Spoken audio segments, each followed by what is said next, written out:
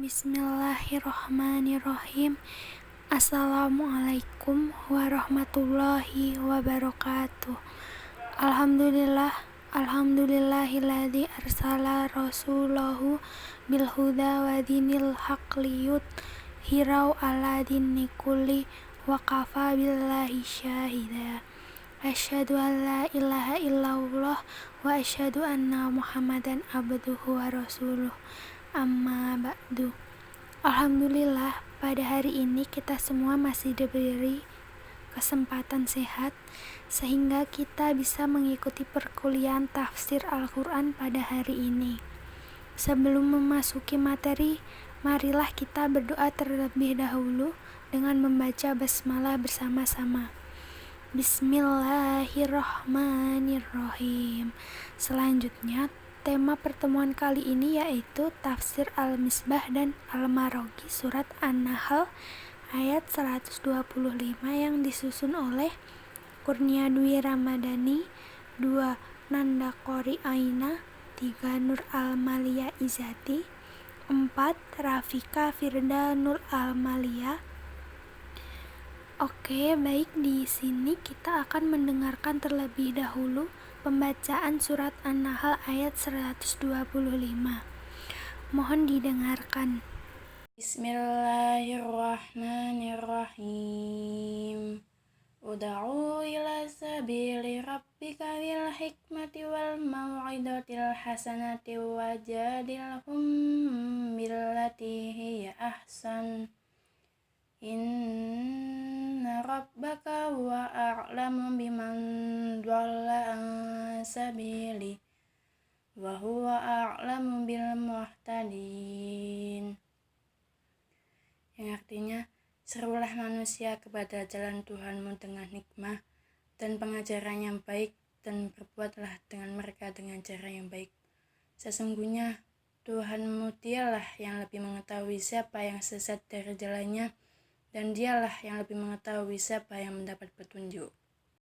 Tafsir Al-Maraghi, Quran Surat An-Nahl ayat 125.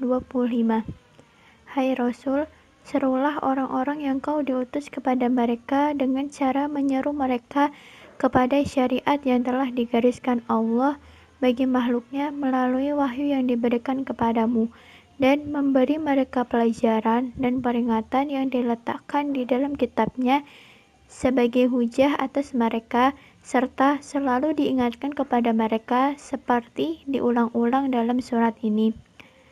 Dan bantahlah mereka dengan bantahan yang lebih baik daripada bantahan lainnya, seperti memberi maaf kepada mereka jika mereka mengotori kehormatanmu, serta bersikaplah lemah lembut kepada mereka dengan menyampaikan kata-kata yang baik, sebagaimana firman Allah di dalam ayat lain, yaitu yang artinya, dan janganlah kamu berdebat dengan ahli kitab, melainkan dengan cara yang paling baik, kecuali dengan orang-orang zalim di antara mereka, dan katakanlah, kami telah beriman kepada kitab-kitab yang diturunkan kepada kami dan yang diturunkan kepadamu.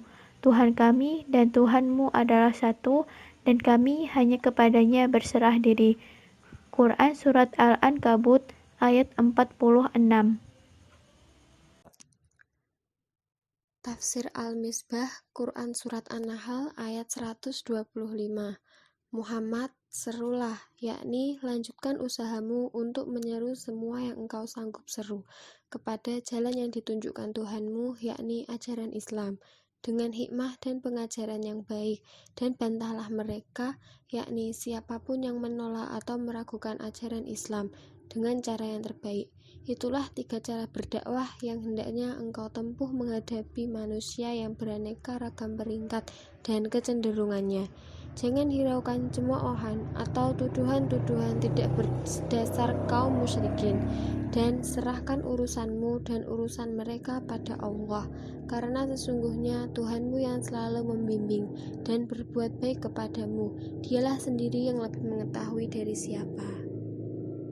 Metode pendidikan dalam surat An-Nahl ayat 125. Terdapat 3 poin. Poin yang pertama, metode pendidikan Islam dengan hikmah. Kata hikmah antara lain berarti yang paling utama dari segala sesuatu. baik pengetahuan maupun perbuatan. Hikmah juga diartikan sebagai sesuatu yang bila diperhatikan atau digunakan akan mendatangkan kemaslahatan dan kemudahan yang besar, serta menghalangi terjadinya mudarat atau kesulitan yang besar atau lebih. Poin yang kedua, metode pendidikan Islam dengan mau'izah atau nasihat. Berdasarkan pendapat Muhammad Quraish Shihab yang mengartikan kata mau'izah sebagai uraian yang menyentuh hati yang mengantar kepada kebaikan atau dapat diartikan sebagai nasihat. Mau'izatun nasihat ini juga merupakan cara atau metode yang dapat digunakan dalam proses pendidikan. Dan poin yang ketiga, metode pendidikan Islam dengan jidal atau diskusi. Mengenai Quran Surat An-Nahl ayat 125, Abu Din Natam menyebutkan ringkasan ayat tersebut menyuruh agar Rasulullah menempuh cara berdakwah dan berdiskusi dengan cara yang baik.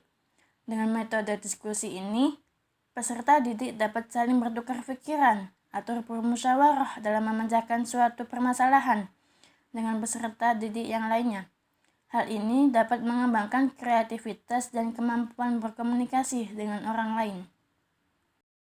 Kesimpulan dari materi ini yaitu Al-Quran Surat An-Nahl ayat 125 merupakan ayat yang mengandung nilai-nilai edukatif tentang metode pendidikan agama Islam. Berdasarkan penafsiran para mufasir terhadap Al-Quran Surat An-Nahl ayat 125, terdapat 3 metode pendidikan, yaitu bil hikmah atau hikmah, mau'izah atau nasihat, dan jidal. Alhamdulillah, cukup sekian presentasi dari kelompok kami. Semoga bermanfaat dan semoga kita semua dapat mengaplikasikannya dalam kehidupan sehari-hari. Apabila ada kesalahan dari kelompok kami memohon maaf yang sebesar-besarnya karena kesalahan datangnya dari diri kami dan kebenaran datangnya dari Allah Subhanahu wa taala. Syukran billahi fi sabihaq fastabiqul khairat. Wassalamualaikum warahmatullahi wabarakatuh.